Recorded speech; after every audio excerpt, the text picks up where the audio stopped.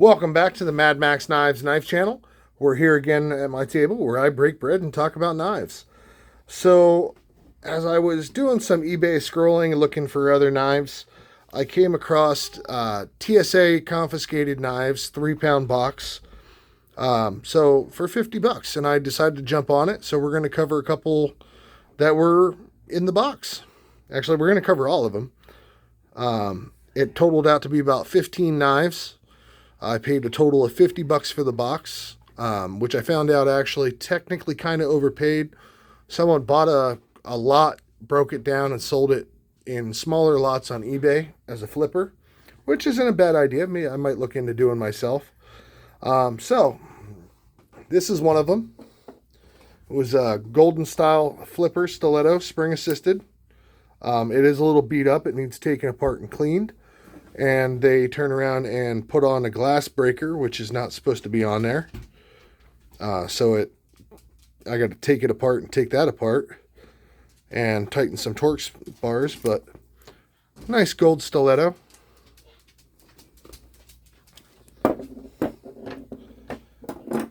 We had a Gerber, not sure the name of it. We got a nice Gerber clip point blade. Pardon the shooting and the whisperers in the background. Anyways, nice little Gerber blade. We got a nice little liner lock Smith & Wesson Tanto, half serrated. Smith & Wesson knives are made by the gun company, but they're not actually made. They're actually just leased out to companies to make knives with. You find them a lot for sale in like AutoZones. Quite a few of those. And as I was going through them, I was like, oh man, I ended up with a bad lot. I didn't get any name brands. And I actually came across one I really, really liked, which is the Curacao Clash. It's a spring-assisted drop point recurve blade. Now, I just did film its own review, so I recommend you guys checking it out. But this is a very nice knife. I recommend you guys go checking out that video. We got a small carabiner knife with no locking mechanism.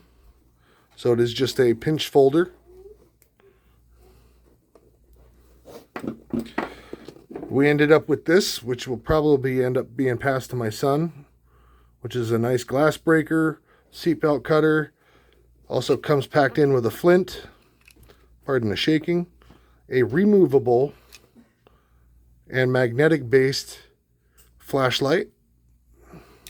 I would turn it on, but the batteries are dead. Has a bottle opener built in.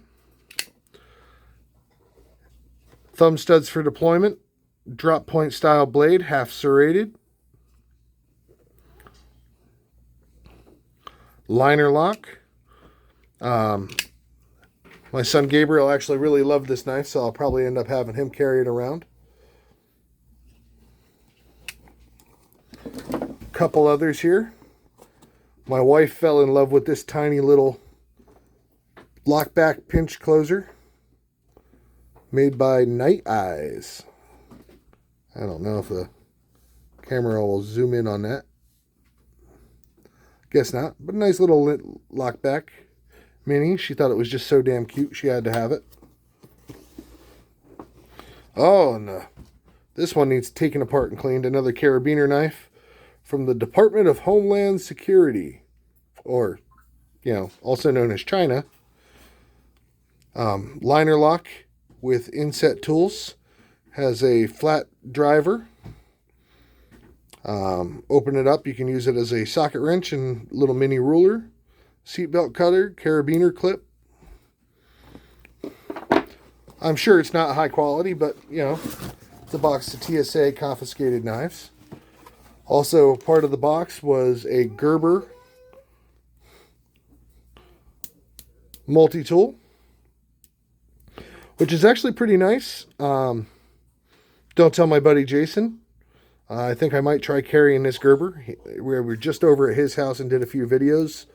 And he's trying to convince me to go to a Gerber multi-tool. But I'm kind of in love with Roxxon. It does have a flathead, a saw, Phillips. Not. It definitely needs taken apart and cleaned. But let's see if we can't get some of these multi-tools out here. You got your straight edge, your Phillips, your flat on that side, your serrated blade on this side,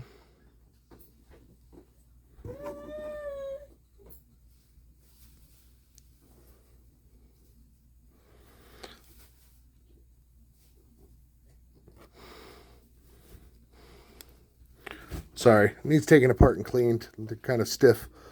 So you got your bottle opener, your can opener, your scissors, and your serrated blade on this side. And they all lock into place. Little pull down to unlock them there. Gerber multi-tool.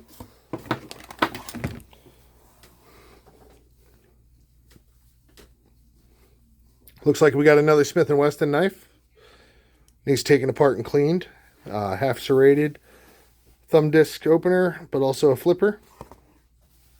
Definitely needs taken apart, cleaned, and oiled.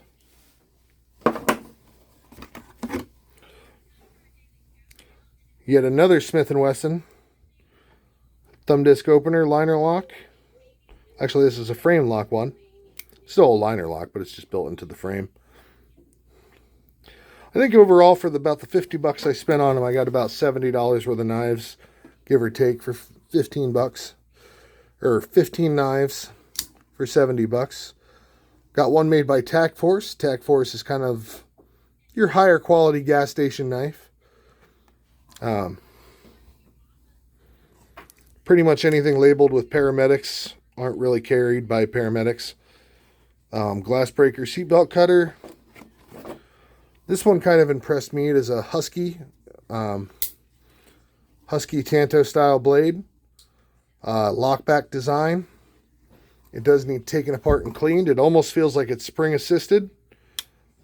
But like they put the spring in backwards because it's hella hard to open. But easy to close. So I will get that cleaned up.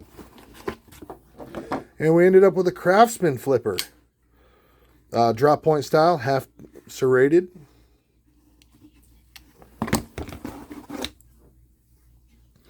And then we got a tack right. Nice drop point recurve blade. Nothing fancy about it, your average gas station knife. But I'll tell you what, they better act right, or otherwise you got to break out the tack right. So that's my TSA box, guys. I just wanted to give a gander. Actually, I'm going to set that one out. It's probably going to be a longer format video, but I'm only shooting it in one shot because it's late and I want to go to bed. But anyways, thanks for your time. Thanks for watching. Stop by, check out the other videos. I know for the Craftsman and the Husky and a couple Smith & Wesson knives, I should be able to find links for, so you should be able to check in the description for links towards them. You got your Morin bushcraft knife sitting off to the side, just to prove that I don't buy just gas station knives. Got to return the little mini to the wife. There you go, lovely. So there, for people out on YouTube, she does exist. You just heard her. I'm not crazy. Anyways, you all have a blessed evening.